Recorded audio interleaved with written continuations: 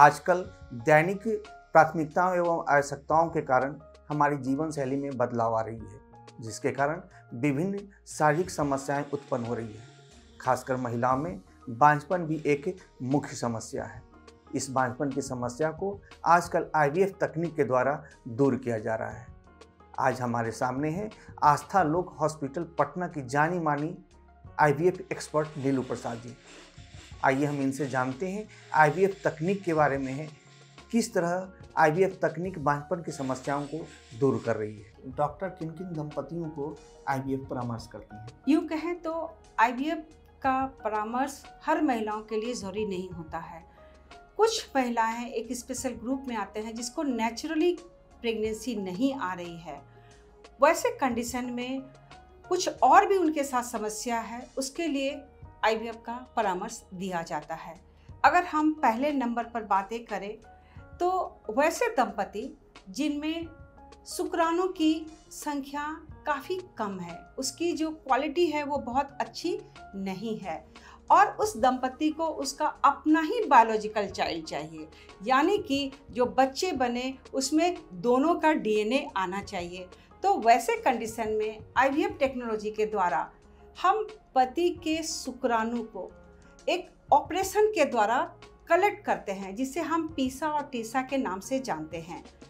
हम टेस्टिस से ही उसके स्पर्म को निकालते हैं और फिर इधर जो अंडे बनने की प्रक्रिया होती है उसे निकालने के बाद उसे हम ICSI के द्वारा फर्टिलाइज करते हैं, और उसके बाद हम बने हुए एम्ब्रियो को हम उसके यूट्रस में डालते हैं। तो ऐसे कंडीशन में IVF टेक्नोलॉजी का जो उसका है सपोर्ट बिल्कुल ही फ़ायदेमंद होता है। अब अगर हम दूसरे नंबर पर बात करें कि महिलाओं में अगर अंडे ना बनने की समस्या है, उसमें AMH की मात्रा बहुत कम है, उसका ओवेरियन रिजर्व जो है वो बिल्कुल ही कम है, तो वैसे कंडीशन में अगर पति अपना बायोलॉजिकल चाइल्ड चाहते हैं तो हमें डोनर oocyte के सहारे IVF के प्रोसेस से हमें प्रेगनेंसी देना पड़ता है, यानी कि हमें जो अंडे हैं वो और दूसरी महिलाओं से उसे हमें हायर करना पड़ता है, डोनर के थ्रू लेना पड़ता है।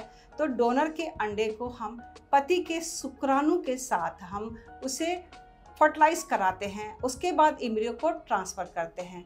इसमें कम से कम एक बात तो होती है कि उस बच्चे में किसी एक दंपति का जो है DNA आता है, क्योंकि अगर महिलाओं में अंडे बनने की क्षमता नहीं है तो नेचुरल तरीक़ा से वो कभी भी माँ नहीं बन सकती है। उसके पास एक ही उपाय बच जाता है, वो होता है किसी भी बच्चे को एडॉप्ट करना। लेकिन IVF के सहारे हम उसे खुद का बच्चा हम दे सकते हैं, क्योंकि बच्चे माँ के ही यूट्रस में पलते हैं, बढ़ते हैं, सींचते हैं। तो ये बहुत ही जो है इम्पॉर्टेंट हो जाता है उस दंपति के लिए कि उनका बच्चा अपना है।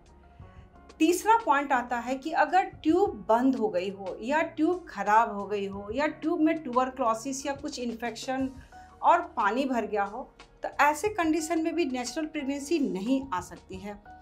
बिना IVF के उसे बिल्कुल ही प्रेगनेंसी संभव नहीं है अगर ट्यूब काम नहीं करता। यही कारण है कि अगर ट्यूब अगर गड़बड़ हो, खराब हो, तो उसे IVF का सहारा लेना पड़ता है, जिसे हम टेस्ट ट्यूब बेबी के नाम से भी जानते हैं। कि अगर अपना ट्यूब काम ना कर रहा हो या किसी कारण से कट गया हो या एक्टोपिक प्रेगनेंसी में ट्यूब नॉन फंक्शनल हो, तो हमें IVF के थ्रू ही प्रेगनेंसी आ सकती है, क्योंकि IVF में मेरे ट्यूब का कोई काम नहीं होता है। हम जो अंडे रिट्रीव करते हैं वो हम डिफरेंट वे से अंडे को बाहर निकालते हैं और उसमें ट्यूब का कोई काम नहीं होता है। अब अगर हम बात करें चौथे नंबर पर, अगर यूट्रस में कोई प्रॉब्लम है तो वैसे कंडीशन में भी नेचुरली प्रेगनेंसी आने में दिक्कत होती है, जैसे कि सेप्टम का हो जाना या तो फिर फाइब्राइड का हो जाना।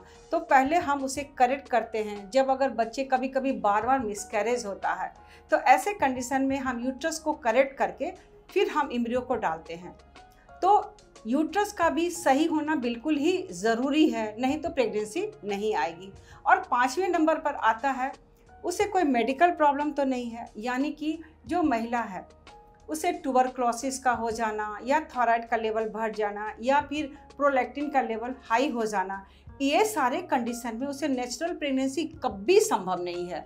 हम मेडिकली ट्रीट करते हैं, कभी कभी सक्सेस हो जाते हैं, लेकिन अगर हम आईवीएफ के प्रोसेस में जाते हैं तो इन पांचों ही कंडीशन में हमें एक फ्रूटफुल प्रेगनेंसी मिलती है।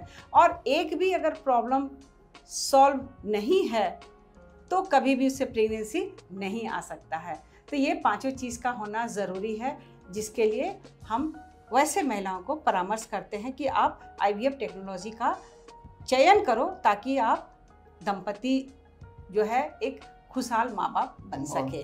तो ये थी हमारे सामने आईवीएफ एक्सपर्ट नीलू प्रसाद जी, जिन्होंने बतलाया कि किस तरह से आईवीएफ तकनीक को अपनाकर दंपति माँ बाप का सुख प्राप्त कर सकते हैं।